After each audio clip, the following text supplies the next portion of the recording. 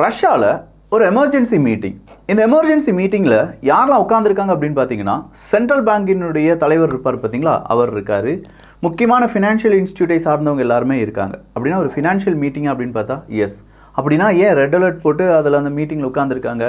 வேறு எதுவுமே இல்லை, ரூபிலினுடைய வீழ்ச்சி தான். 16 மாதங்கள் இல்லாத அளவுக்கு ரூபிலினுடைய வீழ்ச்சி அப்படிங்கிறத பதிவு பண்ணியிருக்கு. இந்த ஒரு வீழ்ச்சி அங்கே இருக்கக்கூடிய எக்கனாமி, அவங்களுடைய ட்ரேட், இது எல்லாத்தையுமே பாதிக்கலாம் அப்படிங்கிறது தான் இந்த எமர்ஜென்சி மீட்டிங். ஸோ இந்த எமர்ஜென்சி மீட்டிங்க்கு பிறகு ரஷ்யா என்ன செய்ய போகிறாங்க, எந்த மாதிரியான மேஜிக் ரஷ்யா விளையாட போகிறாங்க, இல்லை உண்மையிலேயே ரஷ்யாவுக்கு வேர்ஸ்டான சில சுச்சுவேஷன் வந்துட்டுருக்கு அப்படிங்கிறது எல்லாமே பார்க்க போகிறோம். அது மட்டுமா, இன்னும் நிறைய செய்திகள் இருக்கு, எல்லாத்தையும் பார்த்துடலாமா?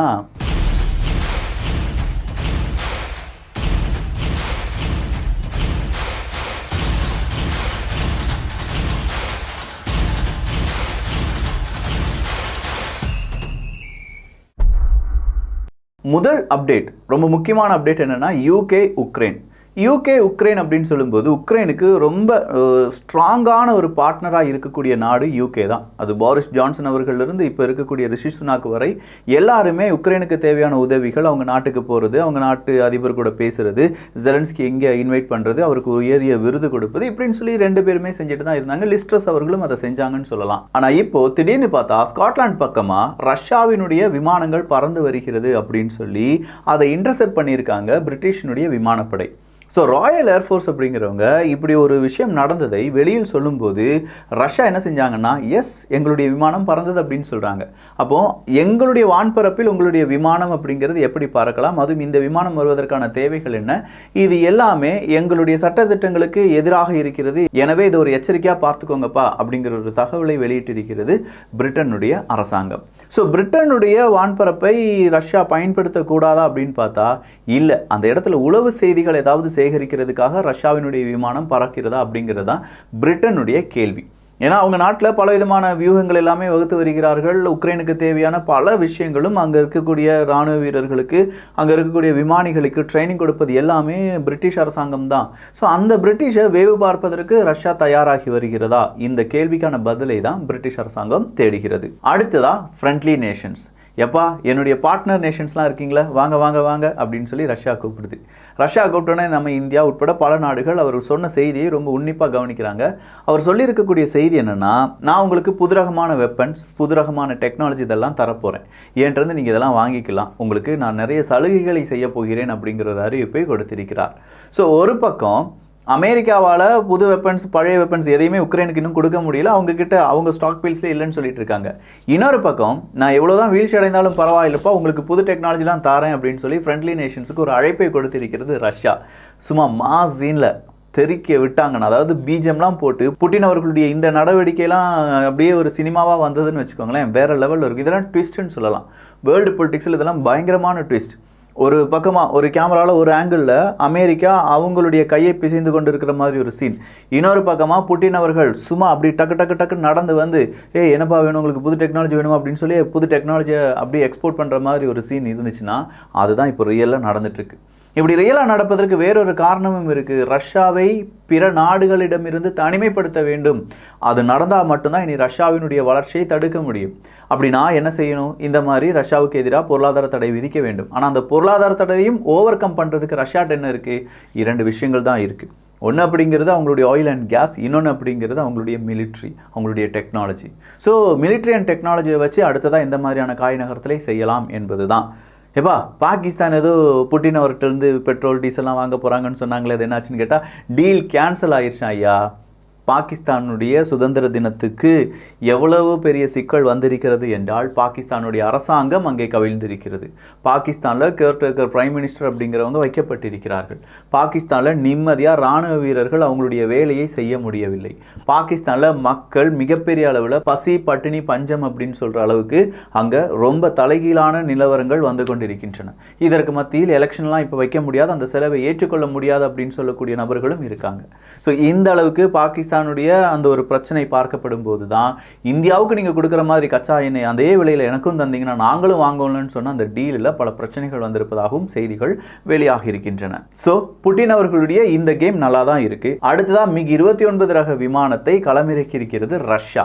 அதுவும் அவங்களுடைய எல்லை ஓரங்களில் மிக் 29 ரக விமானம் அப்படின்னு சொல்லும்போது நார்வேயினுடைய ஏர்ஃபோர்ஸ் அவங்களுடைய எல்லை ஓரமாக பறந்துட்டு இருக்கு. ஆர்டிக் ரீஜன் வழியா நார்வேயினுடைய ஏர்ஃபோர்ஸ்லாம் வந்துட்டு இருக்கு.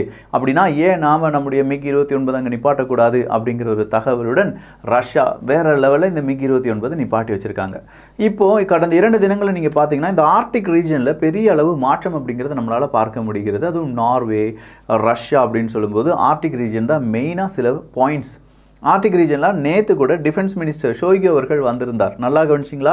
வியூகத்தில் இதே செய்தியை நம்ம பார்த்தோம். ஷோய்கு அவர்கள் மேற்குலக நாடுகள் தான் உக்ரைனுடைய போர் இவ்வளோ தூரம் நீண்டு செல்வதற்கு காரணம், அவங்களுடைய எய்டு தான் காரணம் அப்படின்னு சொல்லி ஒரு மீட்டிங்கை போடுறார். மீட்டிங்கை போட்டு அடுத்த நிமிஷம் ஆர்டிக் ரீஜனில் அவங்களுடைய நியூக்ளியர் ஃபெசிலிட்டி இருக்குது பார்த்தீங்களா, அங்கே போகிறார். இந்த செய்தியை பார்த்த உடனே நார்வே என்ன செய்கிறாங்க, என்னப்பா மாப்பிள்ள நீங்கள் வந்திருக்கா, அதோ என்னுடைய விமானத்தை அனுப்பி விடுகிறேன் அப்படின்னு சொல்லி விமானத்தை அனுப்பி விடுறாங்க. உடனே ரஷ்யா என்ன செய்யுது, நீ ஓ விமானத்தை அனுப்புறியா, இதோ மிக் 29 அப்படின்னு சொல்லி அடுத்த விமானத்தை அனுப்பி விட்டுருக்காங்க. ஸோ ஒரு பக்கமாக ஆர்டிக் ரீஜன், இன்னொரு பக்கமாக இந்த பிரிட்டிஷ் மற்றும் ஸ்காட்லாந்து, இந்த பக்கமாக ரஷ்யாவினுடைய விமானங்கள். அடுத்ததாக ரஷ்யா உக்ரைன் போரில் ரஷ்யாவினுடைய அடுத்தடுத்த காய் நகர்த்தல் அப்படிங்கிறது தான் இப்போ ரொம்ப ஹாட் டாப்பிக்காக ஓடிட்டுருக்கு.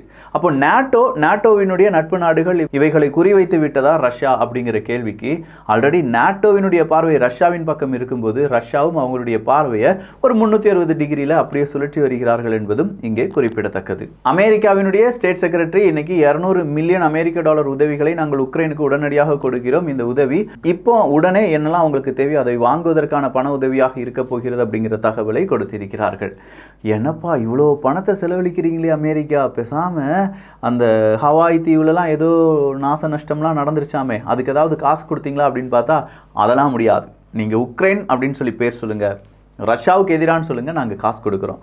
என்னப்பா இந்த வைல்ட் ஃபயரா, அதுக்கெலாம் காசு கொடுக்க முடியாது அப்படின்னு சொல்லி ஹவாய் தீவை கண்டுக்கிடவே இல்லையா அமெரிக்கா, அப்படிலாம் ஒரு குற்றச்சாட்டு வந்திருக்கிறது. அதை பற்றி டீட்டெயிலாக தமிழ் பட்சத்தில் வேறொரு காணொலியை பார்க்கலாம். பெல்கரோட் பகுதியில் இன்னைக்கு 2 ட்ரோன் வந்ததாகவும் அந்த ட்ரோன் அட்டாக்கை நாங்கள் தடுத்து விட்டோம் அப்படிங்கிற அறிவிப்பையும் ரஷ்யா இன்று அறிவித்திருக்கிறார்கள். கிட்டத்தட்ட 22 ரஷ்யாவினுடைய தூதரக அதிகாரிகள் மோல்டோவாவை விட்டு கிளம்பியிருக்காங்க. ஆல்ரெடி மோல்டோவா ரஷ்யாவுக்கு இடையே ஒரு புகைச்சல் அப்படிங்கிறது ஆரம்பிச்சிருச்சு. எந்நேரம் வேண்டுமானாலும் இந்த மோல்டோவாக்குள்ள இருக்கக்கூடிய டிரான்ஸ்னிஸ்ட்ரியா வழியா ரஷ்யாவினுடைய அடுத்த நகர்வு மோல்டோவாவுக்கு எதிராக இருக்கலாம். அதனால மோல்டோவா அவங்களுடைய தூதரக அதிகாரிகளை ரஷ்யாவிடமிருந்து எடுக்க, ரஷ்யாவும் உங்களுடைய தூதரக அதிகாரிகளை நீங்களே வச்சுக்கோங்கன்னு சொல்லி அனுப்பிவிட, இப்போ ரஷ்யாவினுடைய தூதரக அதிகாரிகளை மோல்டோவாவும் அனுப்பி விட்டுட்டு இருக்காங்க என்பதுதான் நிதர்சனமான உண்மை. உக்ரைனுடைய இன்டெலிஜென்ஸ் சர்வீஸ் இருக்கு பார்த்தீங்களா, இதில் இருக்கக்கூடிய ஒரு ராணுவ ஜெனரலுக்கு கிட்டத்தட்ட 12 வருடங்கள் கடுங்காவல் தண்டனை அப்படிங்கிறத கொடுத்துருக்காங்க. எதுக்காக?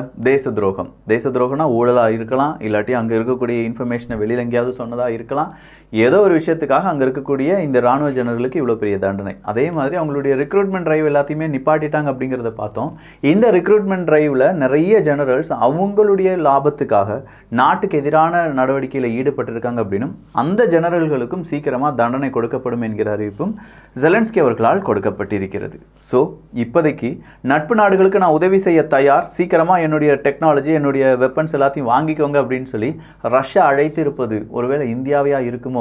இருக்கலாம், பார்க்கலாம் என்னதான் நடக்குது அப்படின்னு சொல்லி.